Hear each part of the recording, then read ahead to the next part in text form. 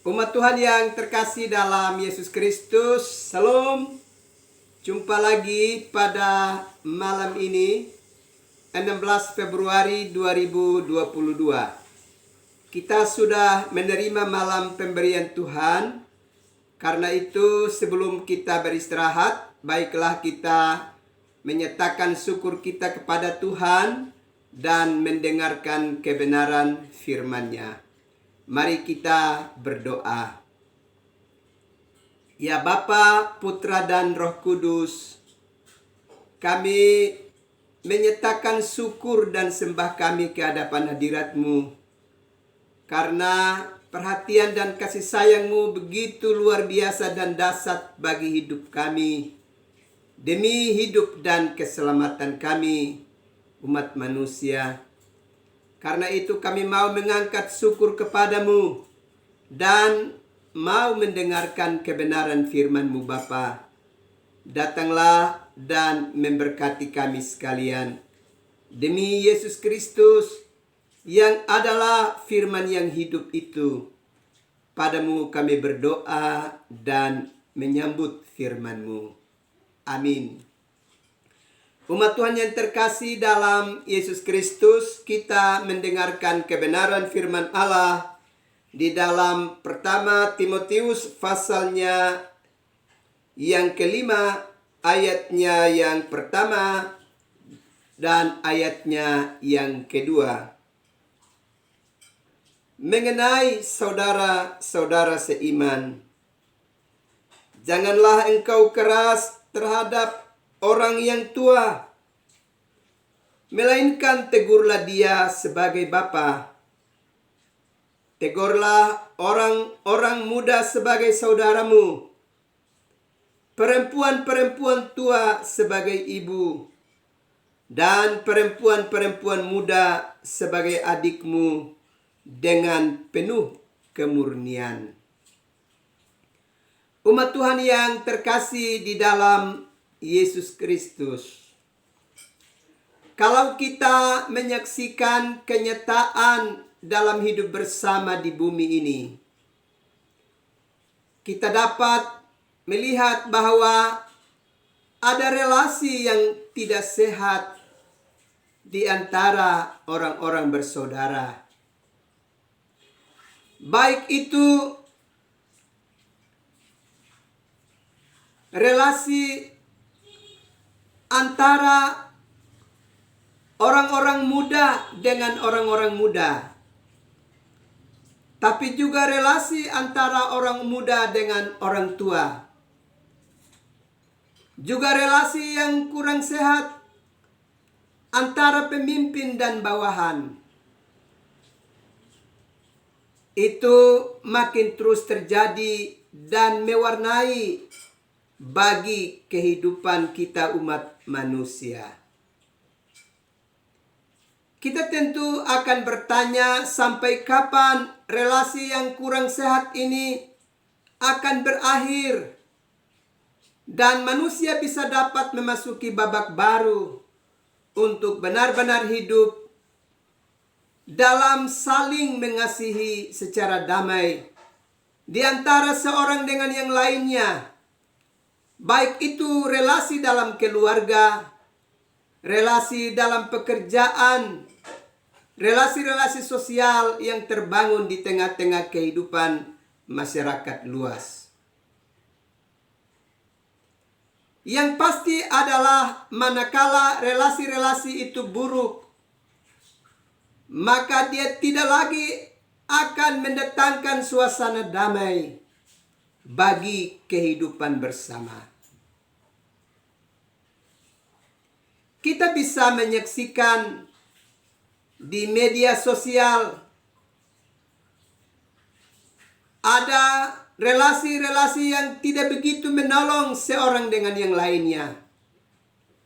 Di mana-mana terjadi pertikaian, permusuhan, percitraan yang terus terjadi bagi kehidupan umat manusia.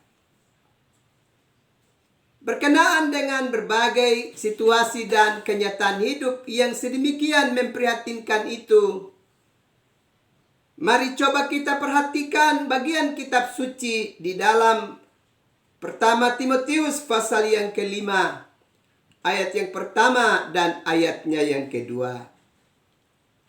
Di sini Rasul Paulus memberikan sebuah nasihat dan panduan hidup bagi kehidupan kita sebagai umat manusia. Rasul Paulus menasihati supaya janganlah ada tindakan-tindakan yang keras terhadap orang-orang tua atau orang-orang yang dituakan. Juga janganlah ada relasi yang tidak sehat di antara atau terhadap orang-orang muda.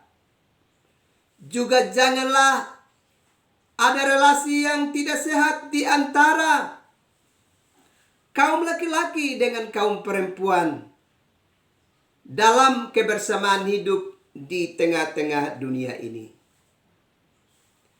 Dan bagian kitab suci tadi dengan jelas mengatakan kepada kita, janganlah engkau keras terhadap orang yang tua, melainkan tegurlah dia sebagai bapa.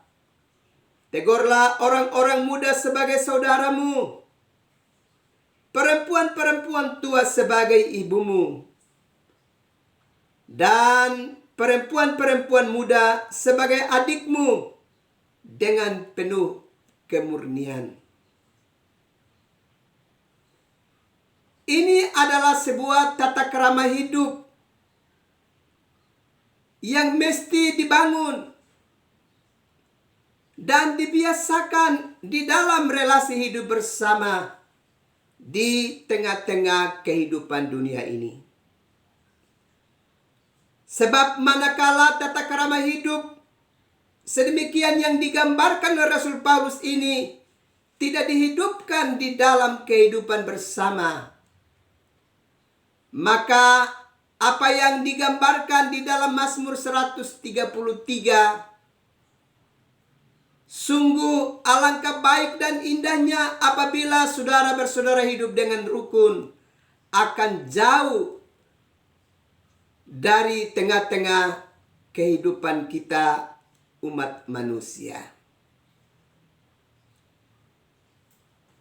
Bapak, Ibu, saudara-saudara yang terkasih dalam Yesus Kristus, kita mesti sadar bahwa di saat Allah menciptakan kita manusia menurut rupa dan gambarnya, tapi sekaligus juga Allah menghadirkan kita sebagai makhluk sosial, di mana kita ada dan hidup dalam ketergantungan satu dengan yang lainnya, di mana kita saling menghidupi satu dengan yang lainnya. Sebab tidak ada seorang pun manusia yang bisa dapat hidup dari dirinya sendiri, melainkan dia bisa dapat hidup dari dan ketergantungan hidupnya dengan orang-orang di sekitarnya. Baik ketergantungan hidupnya di dalam relasi hidup berkeluarga, bertetangga, ketergantungan hidup di antara relasi antara teman-teman sekerja, teman-teman bisnis, dan lain sebagainya. Karena pada dasarnya kita adalah makhluk sosial yang saling menghidupi, saling membutuhkan satu di antara yang lainnya. Itulah sebabnya di saat ada keadaan hidup yang tidak rukun dan tidak utuh, serta tidak damai di antara kehidupan umat manusia di zaman Rasul Paulus pada waktu itu, maka Rasul Paulus memberi nasihat supaya tata krama hidup bersama yang damai mesti dimulai dan dihidupi di dalam hidup setiap umat percaya. baik itu kepada generasi tua atau yang dituakan maupun generasi muda, ataupun di antara laki-laki dan perempuan dalam hidup bersama ini. Kalau kita juga belajar di dalam kitab Amsal pasalnya yang ke-15, di sana juga mengajarkan kepada kita tentang tata krama hidup bersama, di mana cinta kasih mesti mewarnai kehidupan orang-orang percaya. Karena itu Bapak Ibu saudara-saudara yang terkasih di dalam Yesus Kristus, kalau kita mau supaya lingkungan tempat kehidupan kita adalah lingkungan yang damai, keluarga kita adalah keluarga yang damai, bangsa kita adalah bangsa yang damai, persekutuan hidup kita adalah persekutuan yang damai, maka tidak bisa tidak setiap orang mesti terpanggil untuk menghidupkan relasi yang damai di antara seorang dengan yang lainnya. Dan ini harus kita hidupkan dan kita perjuangkan. Dan kita harus saling mengingatkan seorang dengan yang lainnya, supaya kita tidak terjebak dalam relasi yang tidak sehat di antara seorang dengan yang lain, yang kemudian akan membuat kita tidak damai dan tidak bahagia di tempat kediaman kita masing-masing.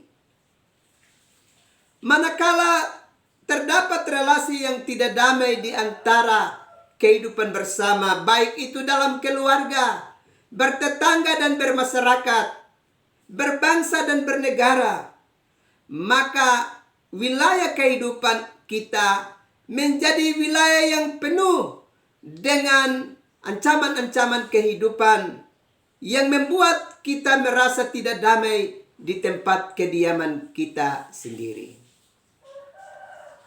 Itulah sebabnya Rasul Paulus menasihati kehidupan kita umat percaya, supaya kita terbiasa dengan relasi yang damai di antara seorang dengan yang lainnya.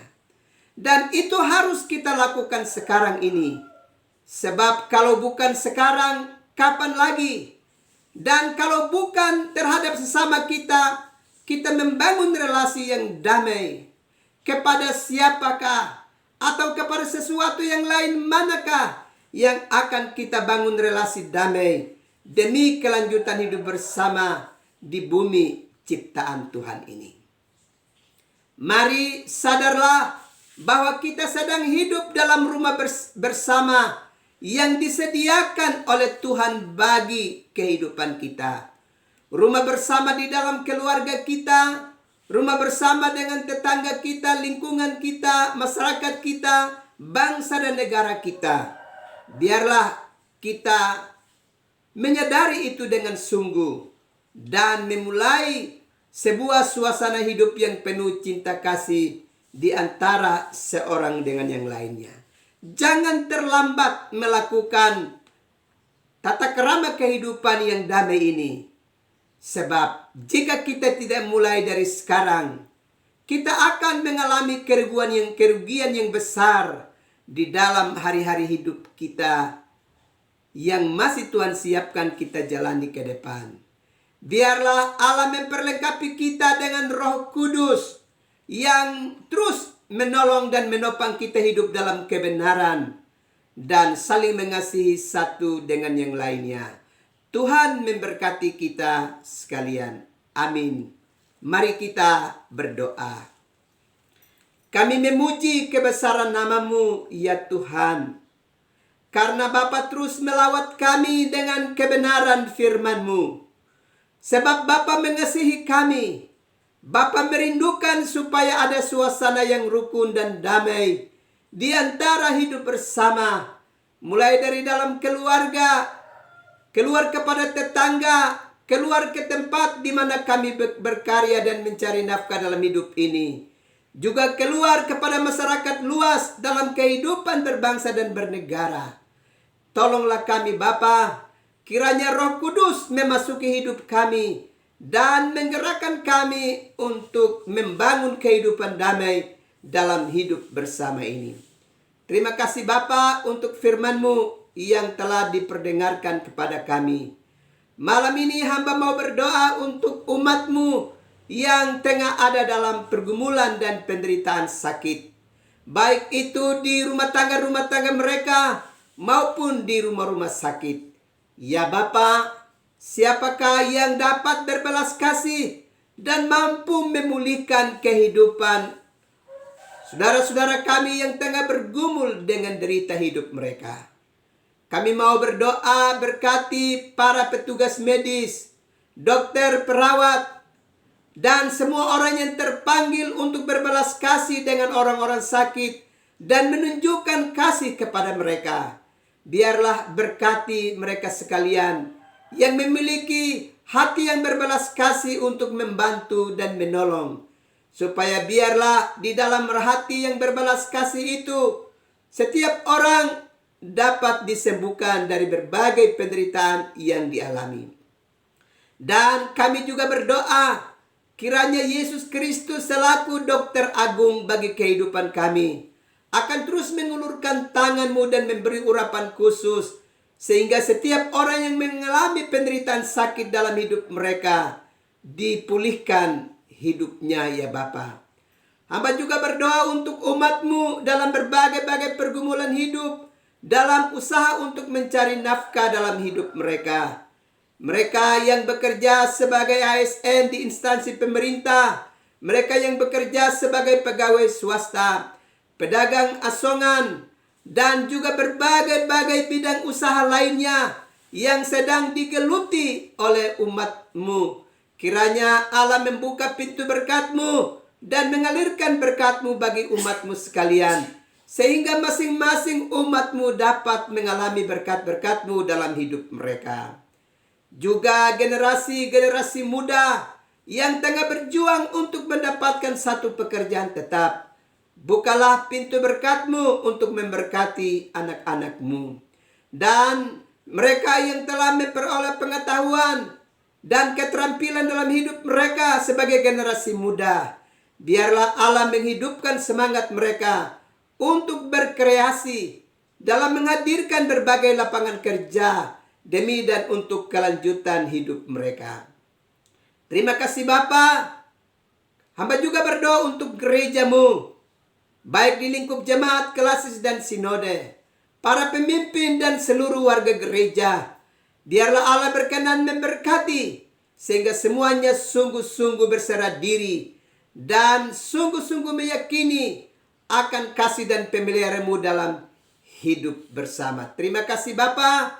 Bangsa dan negara kami dan pemerintah kami, Bapak Presiden Joko Widodo, Bapak Gubernur, Bupati, Wali Kota di mana kami menjadi bagiannya. Berkati para pemimpin bangsa kami. Roh takut akan Tuhan biarlah mewarnai hidup mereka. Dan biarlah mereka menyelenggarakan kehidupan berbangsa dan bernegara dalam tuntunan dan kasih sayang-Mu. Dan semua kami sebagai rakyat Indonesia, rakyat di provinsi tercinta kami, di kota Kasih, kota Kupang, Allah berkenan menolong kami, supaya kami semua adalah pribadi-pribadi yang terpanggil untuk menghormati para pemimpin bangsa kami, juga saling menghormati seorang dengan yang lainnya, saling menopang dan saling membangun satu dengan yang lain, demi kedamaian hidup bersama di rumah bersama yang telah Tuhan sediakan bagi kami sekalian. Terima kasih Bapa. Malam sudah menjadi bagian buat kami. Sesaat lagi kami akan beristirahat. Karena itu, ulurkanlah tangan-Mu dan berkati kami sekalian umat-Mu, supaya kami dapat beristirahat dengan aman. Ini doa kami, ini sembah kami, demi Yesus Kristus yang adalah Tuhan dan Juru Selamat bagi hidup kami. Padamu kami berdoa serta bersyukur. Amin. Umat Tuhan yang terkasih dalam Yesus Kristus, selamat malam, selamat beristirahat. Tuhan pasti memberkati umat Tuhan sekalian. Salam.